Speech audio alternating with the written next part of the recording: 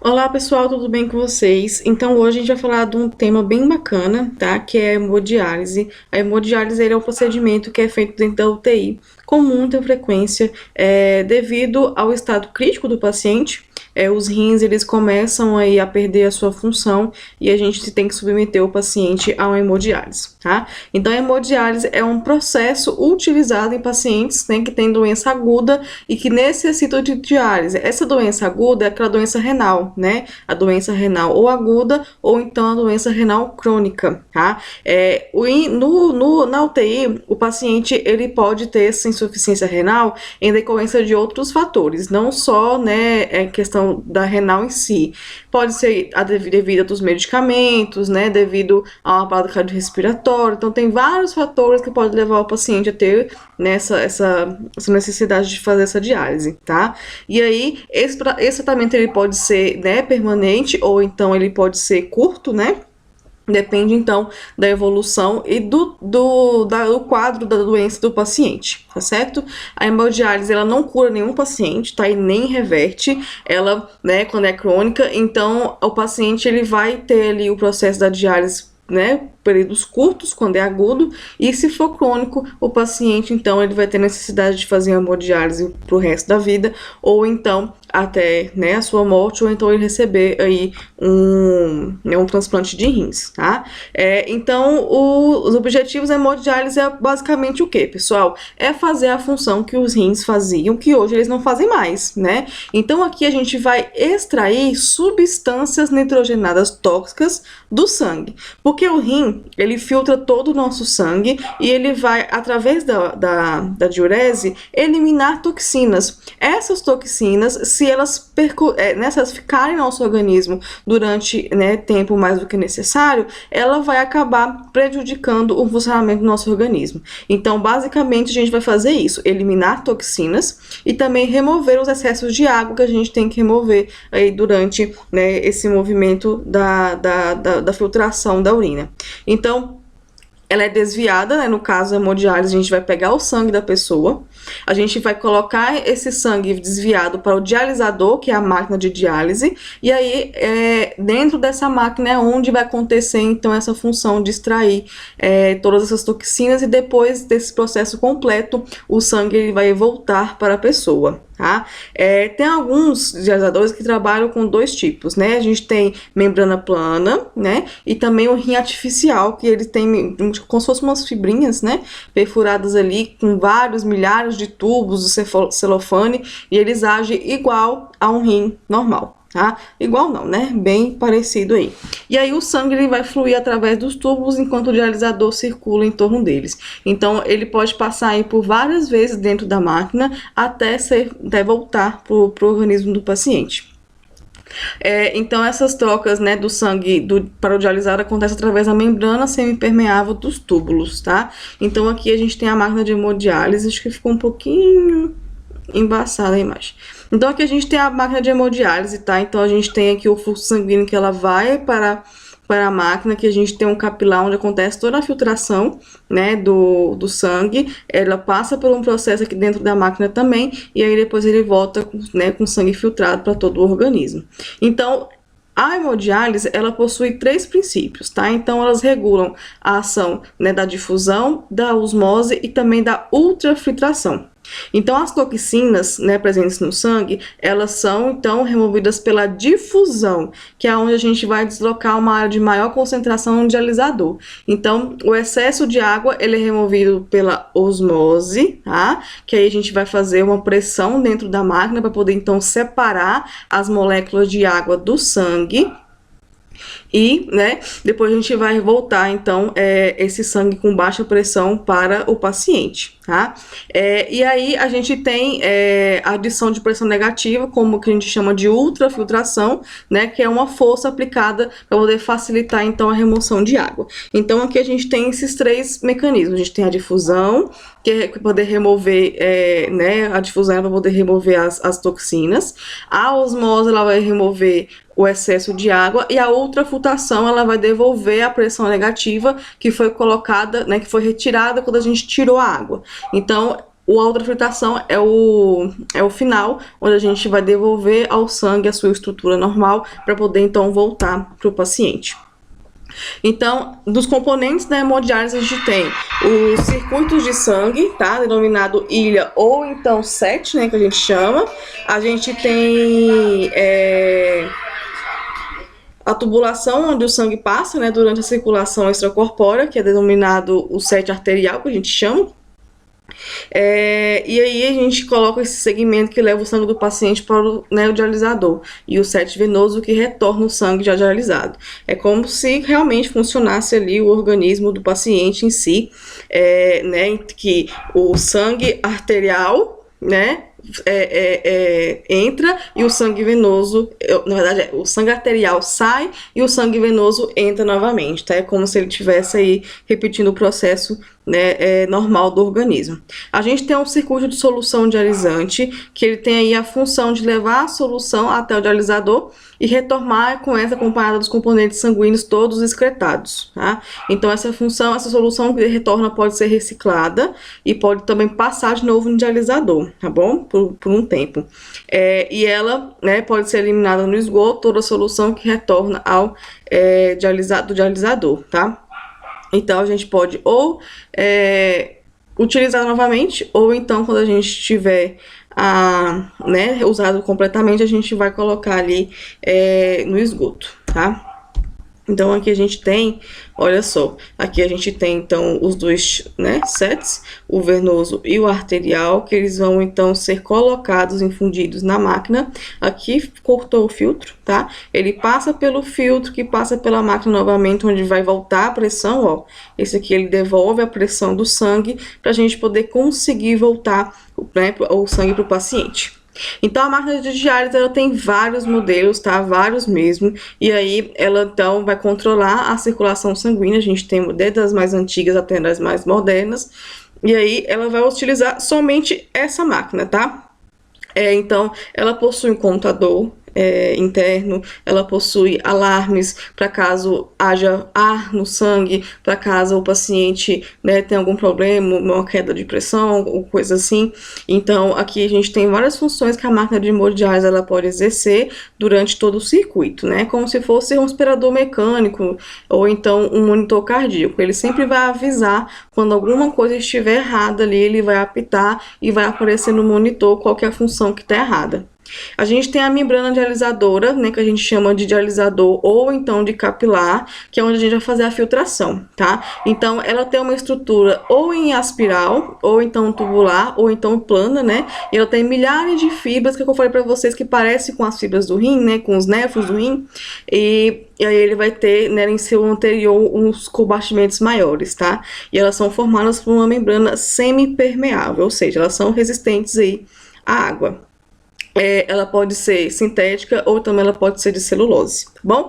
E aí a gente vai passar o sangue por nessas membranas e aí, né, nesse compartimento menor, e no maior vai ter então a solução dialisante, que onde vai filtrar o sangue, tá? Então o sangue aqui, ele vai passar por esse dispositivo menor e o produto que faz realmente a diálise, ele não tá dentro desse menorzinho, ele tá dentro do maiorzinho aqui. E aí, a pressão, né, que faz como se fosse uma osmose, é aqui que passa a osmose, né?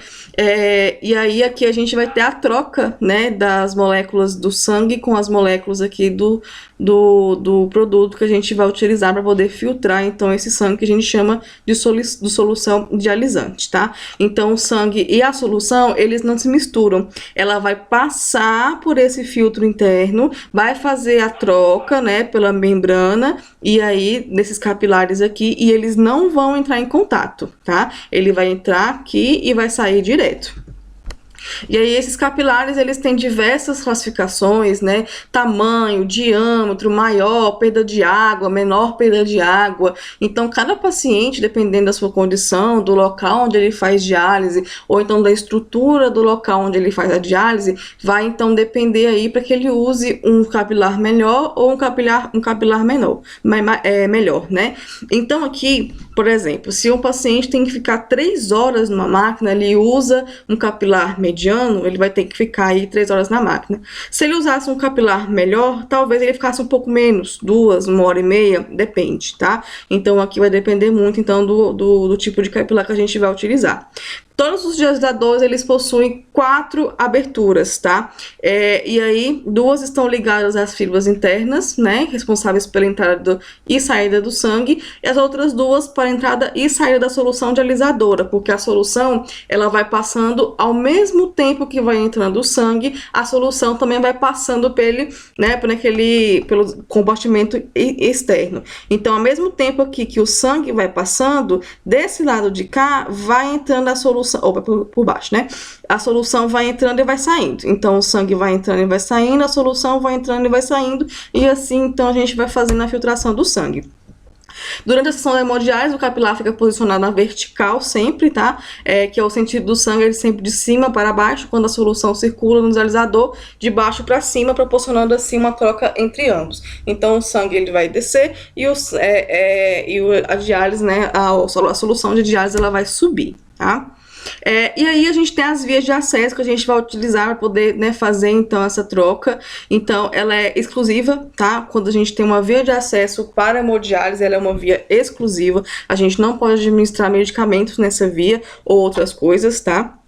Então, a gente envolve artérias e veias, né? E esse acesso ele é dividido entre temporário e entre intermitente, tá? No temporário, a gente tem o catéter normal, que a gente já conhece, né? E o shunt arteriovenoso, que a gente chama de SAV. E o permanente, a gente tem a fístula arteriovenosa, que a gente chama de FAV, tá? Então, aqui, o catéter é aquele catéter normal, tá? A gente tem aqui... Não sei se dá pra ver, não sei, não dá pra ver não. A gente tem um cateter normal que a gente, né, faz a introdução ali naquela veia, naquela artéria. E ele é percutâneo, então ele é mais, né, ele é de fácil acesso, ele é temporário. Quem faz diálise com ele por muito tempo tem muito risco de infecção, tá? Então aqui é só realmente para aqueles pacientes que estão começando a fazer a diálise agora e estão esperando para poder fazer o FAV. Ou então pacientes que vão fazer hemodiálise por pouco tempo, tá? Então a gente tem aí, né, são poucas semanas que o paciente vai ficar com esse tipo de catéter, tá? A hemodiálise, ela necessita de um catéter um pouco mais avançado, tá? Então a gente tem um catéter de lume simples, que ele é inserido apenas por, né, uma luz, né, onde passa o sangue durante a sessão de diálise.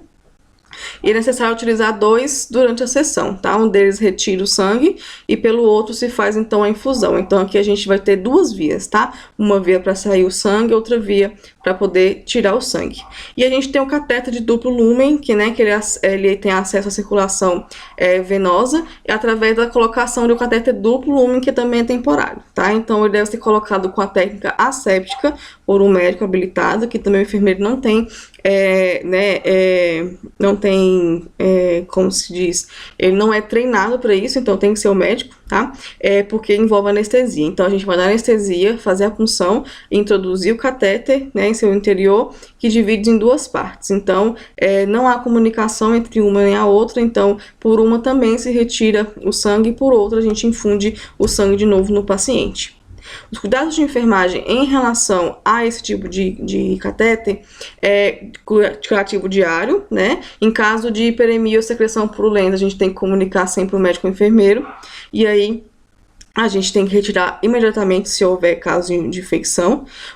O catéter, né, tem que ser paralisado, a gente tem que aspirar a heparina, né, em cada lume, em cada via, e lavar com soro 10 ml de soro fisiológico a 0,9%, que a gente faz na multivia. É a mesma coisa que a gente vai fazer aqui nesse catéter, tá?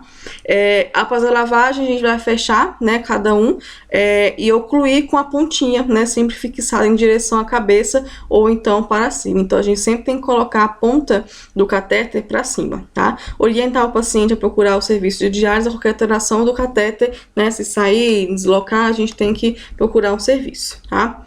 O shunt arteriovenoso, que a gente chama de SAV, ele consiste na implantação então de um cilindro de plástico bem rígido em uma artéria ou então outra veia, interligando externamente, criando uma circulação por ele constante, tá? Então essa implantação ela deve ser feita nas extremidades dos membros superiores, pode ser feita também nos membros inferiores.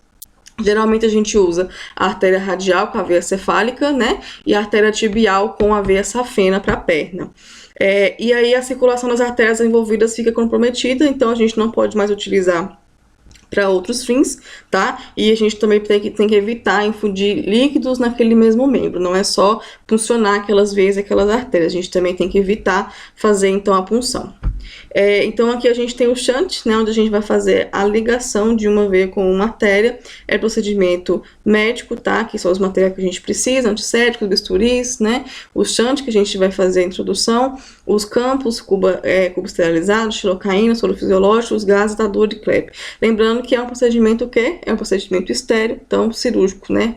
Pode ser ambulatorial, mas é cirúrgico, tá? E aí a gente tem que, depois que faz o shunt, né, função da enfermagem, fazer os cuidados. Então, no período de 6 horas de diálise, né, ele é eficaz. Então, quando o paciente precisa de um volume maior de diálise, a gente tem que fazer o shunt. E aí a gente também tem que fazer a paralisação desse local, tá? Então a gente vai infundir aí 250 ml a 300 ml por minuto, daí a frequência de hemodiálise será proporcional ao estado catabólico do paciente.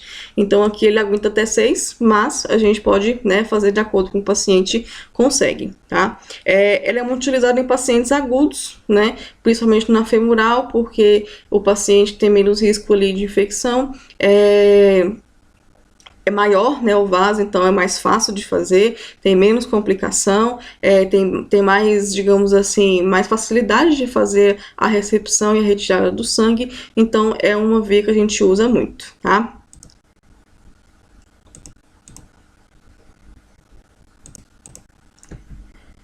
A gente vai então controlar sempre, né, tudo que, né, tudo que é relacionado a fístula é de cuidado de enfermagem, tá? O shunt no caso. Então aqui a gente sempre vai fazer a manutenção, acompanhar a eficiência do shunt, se ele está funcionando, se ele não está. A gente vai fazer a avaliação em relação aos tipos de sinais flogísticos, rubor, calor, edema, né? Então a gente vai né, verificar sempre o funcionamento dele, se ele tem algum sinal flogístico. Se ele tiver obstruído, quem faz a desobstrução é o médico, tá? Nenhum outro tipo de medicamento pode ser infundido no shunt. A gente tem que fazer só hemodiálise, é muito bom a gente se lembrar isso, tá? A gente tem que fazer o curativo diariamente e conservar sempre o membro, né, apoiado discretamente elevado para manter as condições do fluxo sanguíneo. Então, sempre que puder, o paciente tem que ficar com o membro erguido para poder evitar, então, o acúmulo, né, de trombos ou então de coágulos do sangue, tá? Já a fístula arteriovenosa, que é a FAB, que é aquela que é permanente, tá? Ela consiste então em uma anostomose, que é a ligação, tá? Da artéria com a veia. Então é feito cirurgicamente, né? Geralmente ela é feita no antebraço e a gente vai conectar uma artéria e uma veia, né, de forma laterolateral, ou ternolateral. Com o tempo, então, essa veia sofre dilatação com seu calibre e espaçamento da parede, e aí permite, então, essa utilização contínua e prolongada, tá? E aí a gente vai fazer uma punção dessa fístula com a agulha para poder fazer a hemodiálise. Ela pode ser usada depois de 4 a 6 semanas depois da sua formação. Normalmente se escolhe o membro não dominante para poder fazer e evitar complicações do seu funcionamento, tá?